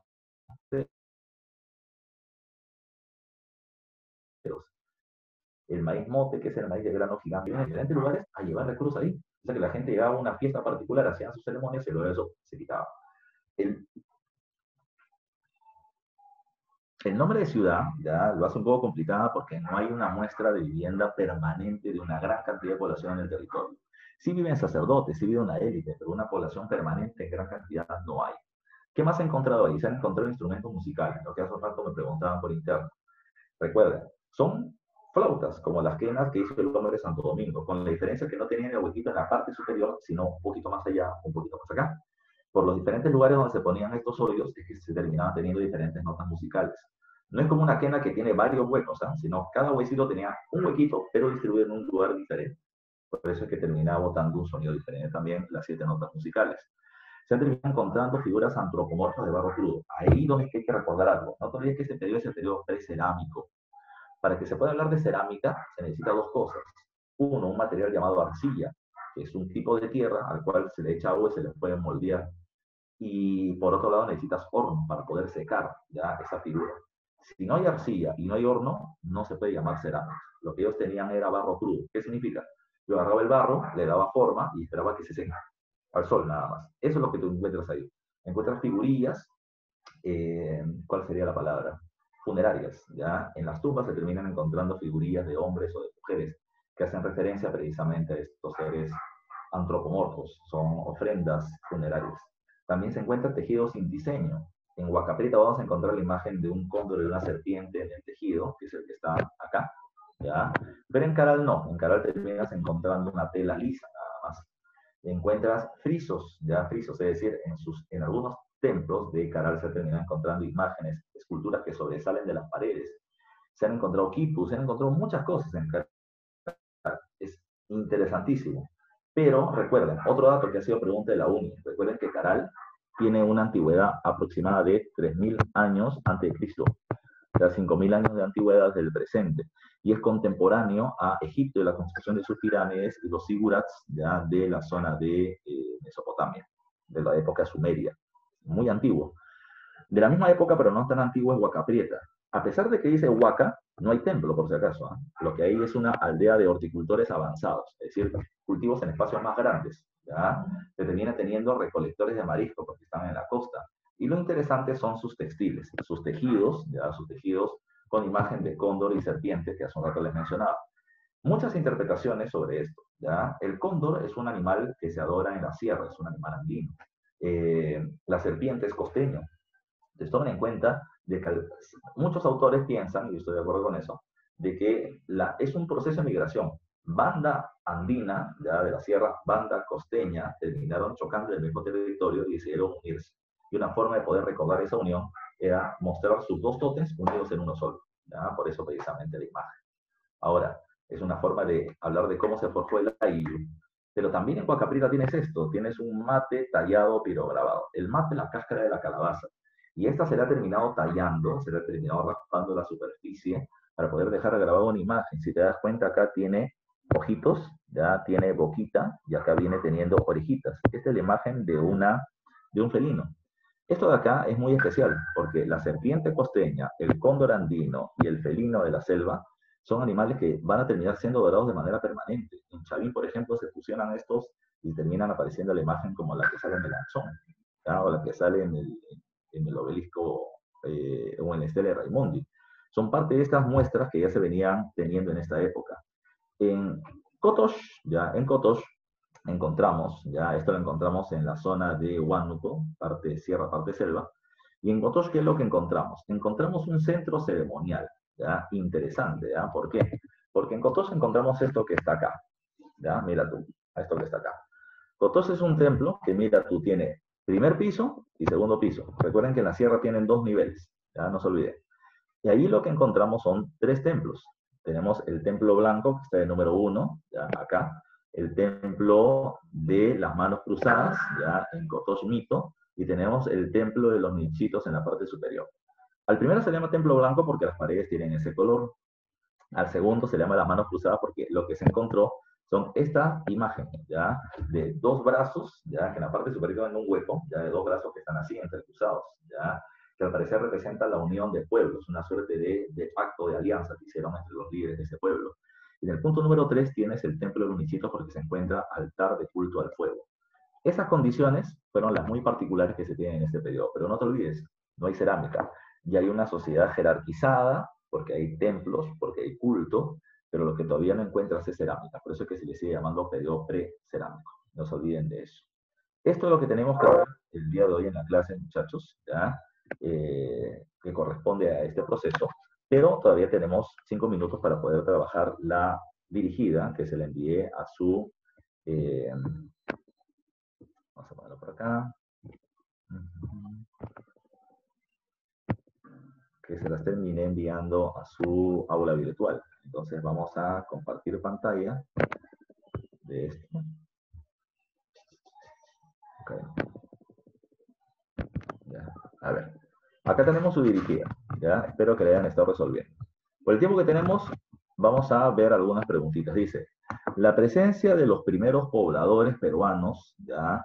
Pero de los que no se puede medir su grado de desarrollo cultural por la ausencia de cerámica, se le relaciona el periodo precerámico, llamado así por qué arqueólogo. ¿Qué arqueólogo llamó este periodo precerámico? Ahí ya me están marcando ustedes. Su compañero me habla de la revolución agropecuaria. A ver, muchachos, la revolución agropecuaria es parte de la revolución neolítica, y la revolución neolítica o el neolítico es semejante al arcaico superior. Pregunta entonces en la pregunta 1, ¿cuál es su clave, muchachos? Recuerden, la clave termina siendo la B, John Rowe. ¿Ya? No se olviden, ¿eh? La clave es B, John Rowe. ¿Ya? Vamos a la pregunta número 2. A ver, dice, respecto al lítico peruano, ¿ya? Dice, ¿es correcto afirmar que, 1, fue un periodo en el cual los hombres estaban organizados en bandas nómadas? Sí. ¿Que practicaron una economía de subsistencia? Verdadero. Depredadores, todavía no producen alimentos. La primera es correcta. 2, fue una etapa en la cual el hombre tenía ideas racionales con las cuales explicaba los fenómenos de la naturaleza y los problemas cotidianos. No, lo que ellos están haciendo es creer de que en la naturaleza todo le brindaba, o que las fuerzas de la naturaleza terminaban teniendo poder sobre ellos. Entonces la 2 es incorrecta. Fue una época en la cual los seres humanos conocieron el ciclo de vida de las plantas y de los animales, lo que les permitió iniciar la domesticación. No. Recuerden que la domesticación recién se va a terminar observando en la época del arcaico inferior. Así que es correcta solamente la clave 1. ¿Ya? Así que por lo tanto en la pregunta 2 la clave es la B de bandera. ¿Me están siguiendo con las claves, muchachos? Quiero conocer sus claves también. ¿Ya? ¿Me están escuchando? ¿Me están viendo? A ver, perfecto. A ver, dice, pregunta 3, dice, la siguiente imagen es una pintura rupestre de la cueva de Huargo, relacionado a los restos arqueológicos del periodo lítico de Lauricocha, y sobre ello podemos indicar que, entonces, a ver, dice, A, la ganadería había logrado eliminar la falta de alimentos. Estamos en Lauricocha, lítico, todavía no hay ganadería. B, el desarrollo de la práctica del pastoreo, todavía no hay pastoreo, eso todavía es arcaico inferior. C, la caza fue la única actividad realizada para conseguir alimentos por los hombres de Lauricocha. Bueno, podría ser, aunque no necesariamente se puede ver eso en la figura. La C es una buena alternativa. La D me dice el desarrollo de la cacería colectiva practicada en esta época. Ese es lo mejor. ¿Por qué? Porque me dice, en la C me dice, ¿la caza fue la única actividad realizada para conseguir alimentos? No, porque también está la pesca, también está la recolección. Así que en la 3 la clave es la D de dedo. Pregunta 4 me dice los restos óseos humanos más antiguos de la costa peruana y que son una evidencia del desarrollo del pensamiento mágico religioso fueron encontrados ubicados en la región D. Entonces me dicen restos óseos, ya restos óseos humanos con pensamiento mágico religioso. Pensamiento mágico religioso hace referencia a los entierros funerarios. Entierros encontramos en Toquepala y en Lauricocha. En Lauricocha y en Paiján. Pero, en el caso de Lauricocha hay una particularidad. En Lauricocha hay 11 esqueletos, ¿ya? Dispersos, no encontrados en su totalidad, muchos de ellos han sido sacrificados, ¿ya? Pero en el caso de Paiján sí se termina encontrando una evidencia de entierro. El cuerpo ha sido dispuesto de manera fetal, ¿ya? Echado mirando hacia el horizonte donde nace el sol, ¿ya? Hacia la zona del oriente. Entonces, esa es una muestra precisamente de que se tiene una creencia mágico-religiosa. En la 4 la mejor clave es la C. La 5 dice, respecto al arcaico inicial o al arcaico inferior, marque la alternativa correcta. ¿Su duración va del 13.000 al 7.000? No, ese es del Lítico. Dice, ¿en ese periodo se practicó solamente el Chaco? No, ese es del Lítico superior. En dicha época se construyeron los primeros templos, no, los templos son del Arcaico superior. Comenzó la sedentarización temprana en la costa, eso es cierto. 5 dedos. Pregunta 6. Las condiciones de desarrollo de los grupos humanos en el Perú del periodo arcaico superior son semejantes a las producidas durante de la historia universal. ¿Cuál es esa? La clave es durante la época del Neolítico. ¿Ya? Así que la clave es la C de casa. Pregunta 7. Dice, son características ligadas al periodo arcaico superior. ¿Ya? 1. Arcaico superior. ¿Ah? Dice, socialmente se forman clanes andinos o ayllus. La 1 es verdadera. ¿Se observa mano de obra artesanal altamente especializada? No. Cuando hablamos de artesanos especializados, eso es parte del formativo inferior. ¿Ya? Es decir, ahí encontramos personas que se dedican a producir cerámica, a producir tejidos, a producir, no sé, joyas, etc. Pero esa especialización todavía es de la época del formativo. Acá comienzan a aparecer algunas muestras, pero todavía no por completo. La 3, se incrementa la producción de alimentos en comparación a periodos anteriores. Por supuesto, ya por la agricultura y la ganadería. ¿Se inicia una vida semisedentaria? No, se inicia una vida sedentaria en el arcaico superior. Así que la clave es 1 y 3, la B de bandera. Pregunta 8. ¿Ya? Dice, fueron algunas consecuencias de la revolución agropecuaria durante el arcaico tardío, ¿ya? O el arcaico superior. Dice, 1, se desarrollan sociedades especializadas en la alfarería. Podría ser, porque me está pidiendo consecuencias, me está diciendo que va a pasar posteriormente. Podría ser esa una respuesta. ¿Qué es la alfarería y la cerámica, por si acaso? A ver, vamos a ver otro dato más. La 2 me dice, surgen edificios dedicados al culto y que además eran centros de gobierno. Bueno, centro de gobierno, centro de dirección, sí, podríamos decirlo como tal. ¿Se logra el máximo desarrollo de la producción cerámica? No, no, no. Eso que sí, ni siquiera cerámica en el arcaico tardío. Y la 4 dice, surgen sociedades certificadas. Ese es bueno. Me parece de que la mejor clave termina siendo la 2 y 4, porque la 1 es una característica para la siguiente etapa, ¿ya? Sociedades especializadas en la alfarería es una consecuencia para la siguiente etapa, pero no durante la época del arcaico. Y como tenemos que discriminar una, me quedo con la clave A. 2 más y nos vamos. Pregunta 9 dice, relaciona, ¿ya? A ver, domesticación de llamas y alpacas, eso es Telarmachay. A con 3. Pesca con anzuelo, ya, eso es Chilca 4 con B.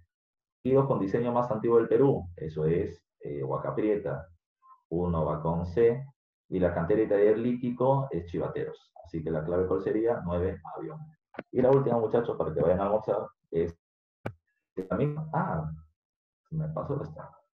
Dice, para 1920, el arqueólogo alemán Max Uhle sostenía que el origen de las altas culturas en el Perú tuvieron su origen en las culturas de Mesoamérica, ¿ya? Quienes habrían llegado a las costas del actual Perú.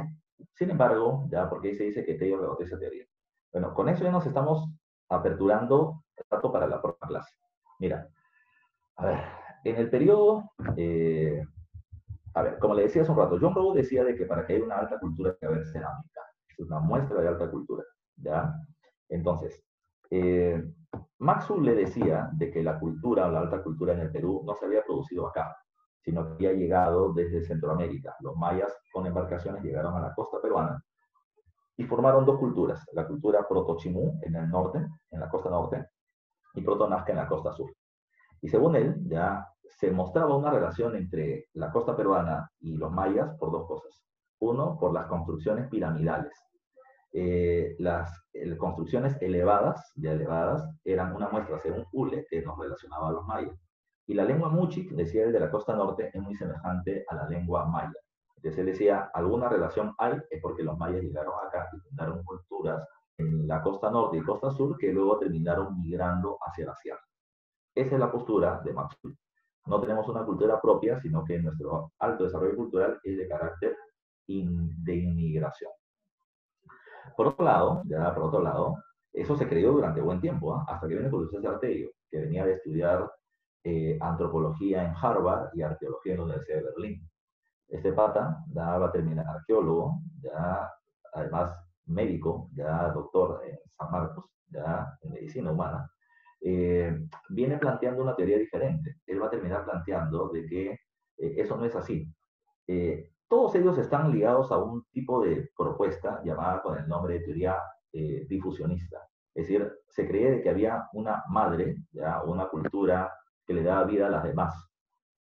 Según él, por ejemplo, según Ule, la cultura madre de los peruanos eran los mayas, pero de los mayas era la cultura Jomón en Japón, y estos terminaban procediendo los egipcios. ¿Ya? Siempre había una madre que le dio vida a otros. En el caso de Tello, él decía, no, eso no es así. ¿Ya? Nuestra madre no está afuera, nuestra madre está acá. Él planteaba que en el momento que la población fue migrando de norte a sur, terminó llegando al territorio peruano y se instaló en la selva. Y en la selva se forma la cultura arawak. Él dice, los arawak de la selva migraron hacia la sierra. Y en la sierra van a fundar la cultura chavín. Y Chavín le dio vida a los pueblos de la sierra y la costa. ¿Ya? Es ahí donde viene un punto principal. Él habla de que Chavín es la cultura madre o matriz del Perú. ¿Por qué? Por una cuestión simple. Según Ule, la cultura se había instalado en la costa porque se supone que Protochimú, Mochica, y Protonazca, Paracas, eran muy antiguos, eran las culturas más antiguas. Pero Tello acababa de demostrar que Chavín es más antigua que esas. Así que por eso es que Tello decía que Chavín es la cultura madre que le dio vida a las demás. Entonces, tomando en cuenta eso, me dice, ¿por qué se dice que Tello rebatió esta teoría? Porque encontró restos arqueológicos más antiguos. Dice, porque tenían diferencias metodológicas irreconciliables. No, los dos partían de que había una cultura madre. Simplemente que para Tello, ella estaba en el Perú, que era la cultura chavín, y para Ule, estaba en la zona de los mayas. B, porque en la costa norte y sur se desarrollaron civilizaciones más antiguas. No, Tello plantea de que hay cultura más antigua que esas, que Chavín, porque Tello descubrió que Chavín era anterior a Protonazca y Protochimú. Esa es la clave. Y la D, porque los restos de Caral son anteriores a Protonazca. Sí, pero Caral no se le daba la importancia que luego va a tener gracias a la doctora Rushal. Así que, muchachos, esas terminan siendo las preguntas de la dirigida que teníamos que desarrollar. Yo les estoy poniendo 5 preguntas más, ya como domiciliarias, para que las puedan terminar resolviendo. Así que resuélvanla y cualquier cosa me lo hacen saber por el internet o me lo van a saber por algún medio que se puedan comunicar conmigo. Así que yo le doy las claves de todas maneras de la próxima semana y hasta acá termina durando la clase de hoy. ¿Alguna otra consulta antes de desconectar la clase, muchachos, que tengan para hacer? ¿Alguna otra pregunta que puedan hacer por el chat, muchachos?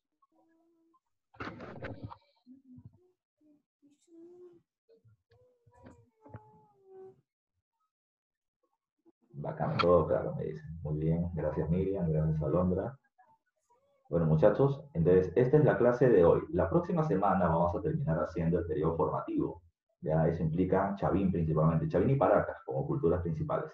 Así que si pueden venir repasando, saldría todo muy bacán. Cristian me dice si siempre va a ser este horario. No, les decía al principio que yo ahorita tengo un problema con los horarios. Estoy trabajando en otro lugar realmente. Y tengo descansos rotativos. ¿Ya? Entonces, dependiendo de eso, yo coordino con Miriam, ¿ya? Y les digo en qué momento vamos a terminar haciendo la clase. ¿Sí?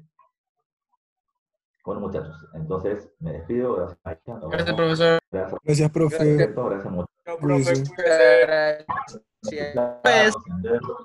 Gracias, gente. Me gustaría estar ahí en el salón de clase para verlos interactuar un poco más. Aquí Pero, no, profe, aquí no. Profe. ya, No, un abrazo profe. a todos, muchachos, que tengan mucha salud para ustedes, para su familia. Igualmente, gracias. Nos vemos la siguiente Cuídate, semana. profe. Chao, muchachos, cuídense. Obviamente, gracias, profe. Cuídese. Cuídese.